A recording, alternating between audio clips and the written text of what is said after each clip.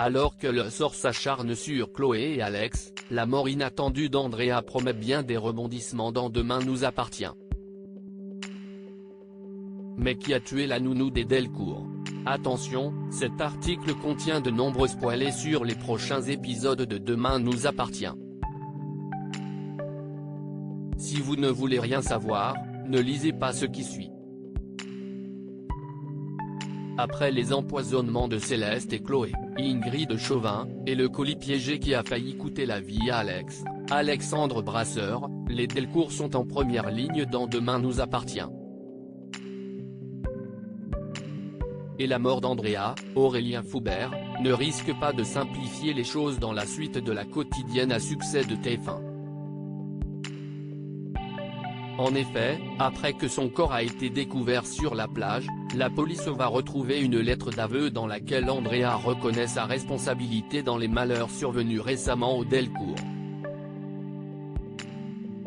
Si au départ tout laisse à penser à un suicide, la police va rapidement comprendre qu'il s'agit en réalité d'un homicide maquillé.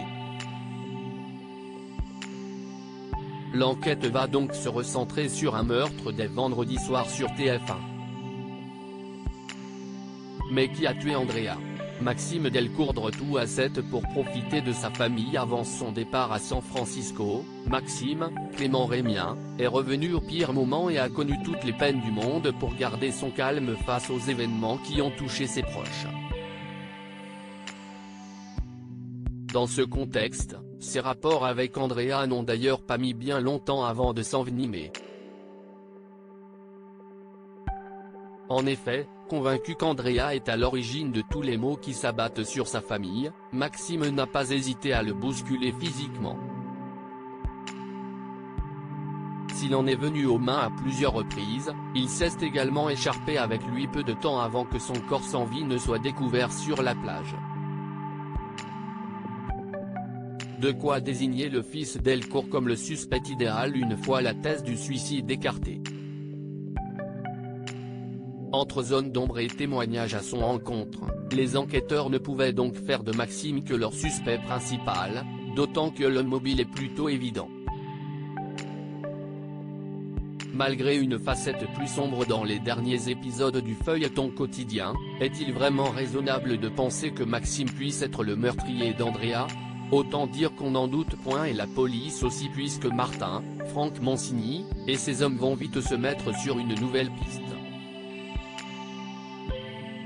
Pénélope Berger Candice Lartigue, a été introduite dans la série en même temps qu'Andrea. Assistante maternelle de profession, la jeune femme faisait aussi partie des candidats présélectionnés par le couple Delcourt pour s'occuper de Céleste. Malheureusement, c'est finalement Andrea qui avait été choisie à sa place. Depuis, ce personnage n'était apparu que très ponctuellement dans la série.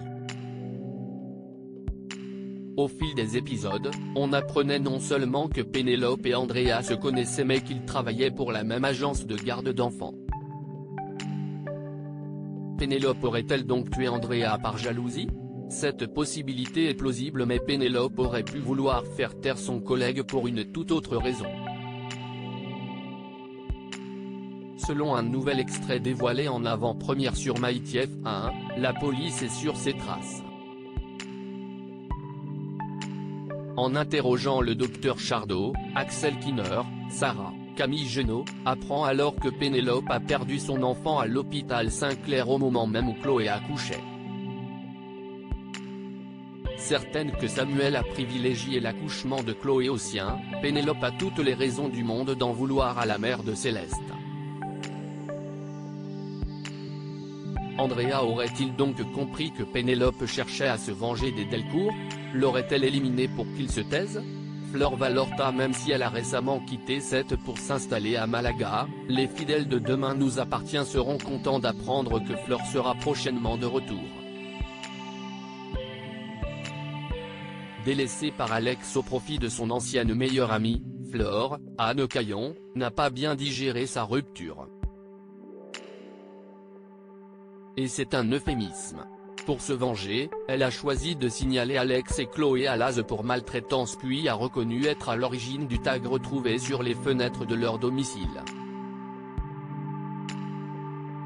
De plus, contrairement à ce qu'elle fait croire à tout le monde, Fleur ne s'est jamais installée en Espagne et n'a en réalité pas quitté cette. Peut-on imaginer que la mère de Bart est une meurtrière ? Dans un extrait disponible sur la plateforme MYTF1, la police interroge le receleur qui a vendu une arme à feu à l'assassin d'Andrea. Quand Karim, Sami Garbi, lui montre une photo de Pénélope, l'homme ne la reconnaît pas mais identifie en revanche son acheteur à partir d'un portrait robot ressemblant trait pour trait à Flore. Mais quel serait le mobile de Flore ? Souvenez-vous, il y a quelques jours, elle avait été agressée par un mystérieux individu devant chez Bart, Hector Langevin. Elle avait ensuite désigné la baby-sitter des Delcourt comme étant son agresseur. Traumatisée par cette épreuve, Fleur aurait-elle perdu pied au point de se venger ? À moins qu'elle n'ait voulu éliminer celui qui s'en est pris à l'homme qu'elle aime ? À en croire les synopsis dévoilés par TF1, Fleur va agir de plus en plus bizarrement au cours des prochains épisodes de Demain nous appartient. Après l'échec de sa mission, Fleur est confrontée aux démons de son passé. Est-ce que cela veut dire que les apparences sont trompeuses et qu'elle intervient officieusement dans toute cette affaire ? Une chose est certaine, la suite de cette arche s'annonce des plus palpitantes et nous ne sommes clairement pas au bout de nos peines dans Demain nous appartient.